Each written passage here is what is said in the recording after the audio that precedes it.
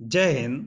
आज का हमारा टॉपिक है ऋग्वैदिक एवं उत्तर वैदिक काल स्टैटिक जीके के प्रश्नों के साथ। ये सभी प्रश्न यूपी पीसीएस में पूछे जा चुके हैं।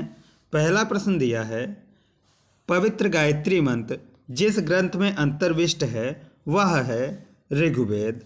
गायत्री मंत्र के नाम से प्रसिद्ध मंत्र सर्वप्रथम किस ग्रंथ में मिलता है? ऋग्वेद में मिलता है। ऋग्वेद की मूल लिपि थी ब्राह्मी।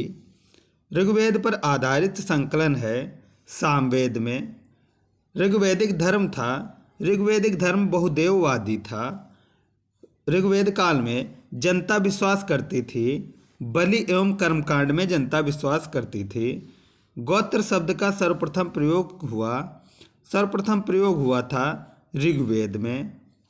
ऋग्वेद में सर्वाधिक संख्या में मंत्र संबंधित हैं।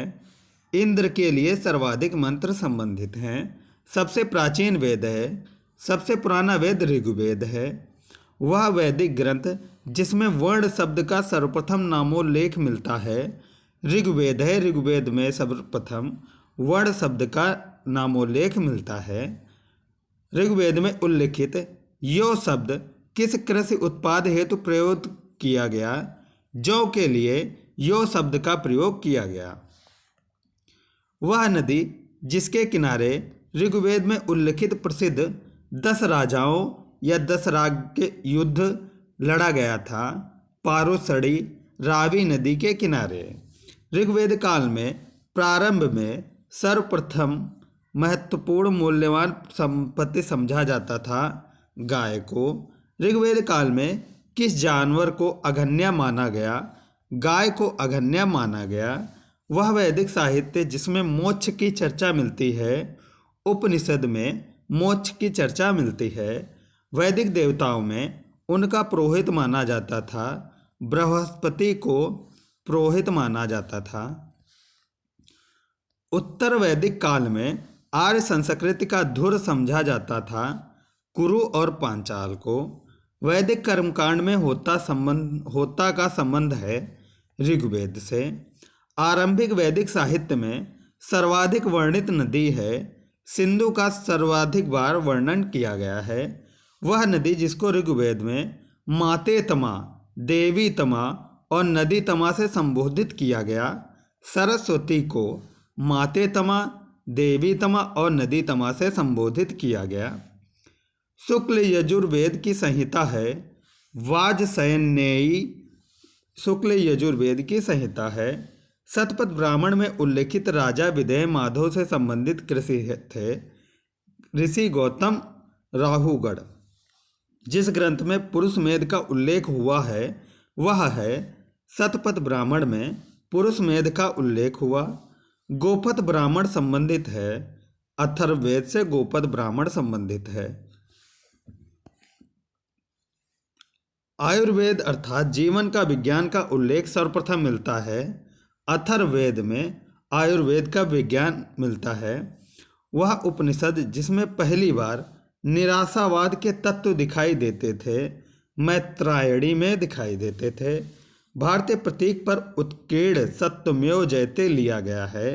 सत्यमेव जयते मुंडकोपनिषद से लिया गया है। जिंद अवेस्ता और ऋग्वेद में समानता है। जिंग अवेस्ता संबंधित है ईरान से। प्राचीन भारत में निशाका से जाने जाते थे। स्वर्ण आभूषण निशाका नाम से जाने जाते थे। 14वीं सदी पूर्व का एक अभिलेख जिसमें वैदिक देवताओं का वर्णन है प्राप्त हुआ है। बोजक कोई एशिया माइनर से प्राप्त हुआ। मनुस्मृति मुख्यतः संबंधित है। मनुस्मृति समाज व्यवस्था से संबंधित है। वह उपनिषद जिसमें आध्यात्मिक ज्ञान के विषय में नचिकेता और यम का संवाद प्राप्त होता है कठोपनिषद से। ऋग्वेद में वह नदी जिसका उल्लेख अफगानिस्तान के साथ आर्यों के संबंध का सूचक है कुंभा और क्रुभु। सर्वाधिक ऋग्वैदिक सूत्र समर्पित हैं इंद्र के लिए समर्पित हैं। आर्य शब्द का शाब्दिक अर्थ है। आर्य का शब्द का अर्थ श्रेष्ठ है। अर्धयु का अर्थ है यज्ञ करने वाला पुरोहित के लिए अर्धवर्यु शब्द का प्रयोग किया गया। उपनिषद काल के राजा अश्वपति शासक थे, कैकेयी के शासक थे। सर्ग प्रतिसर्ग वंश मनवंतर और वंशानुचरित संकेतक हैं पुराणों के। भारत का प्रथम विधि निर्माता माना जाता है। मनु को भारत का विधि निर्माता माना जाता है। प्राचीन काल के महान विधि निर्माता थे मनु। कौशेय शब्द का प्रयोग किया गया है। रेशम के लिए कौशेय शब्द का प्रयोग किया गया। क्लासिकीय संस्कृत में आर्य शब्द का अर्थ है एक उत्तम व्यक्ति। ऋग्वेद है स्रोतों का संकलन, ऋग्वेद कहलाता है। ये थी हमारी आज की वीडियो। अगली वीडियो में हम डिस्कस करेंगे 6ठी शताब्दी ईसा पूर्व की राजनीतिक दशा, महाजनपदों का उदय एवं मगध साम्राज्य के बारे में। ये सारे प्रश्न यूपीएससी द्वारा पूछे जा चुके हैं। उम्मीद करता हूँ वीडियो पसंद आई। वीडियो पसंद आई तो लाइक करें, चैनल पर नए हैं तो सब्सक्राइब करें।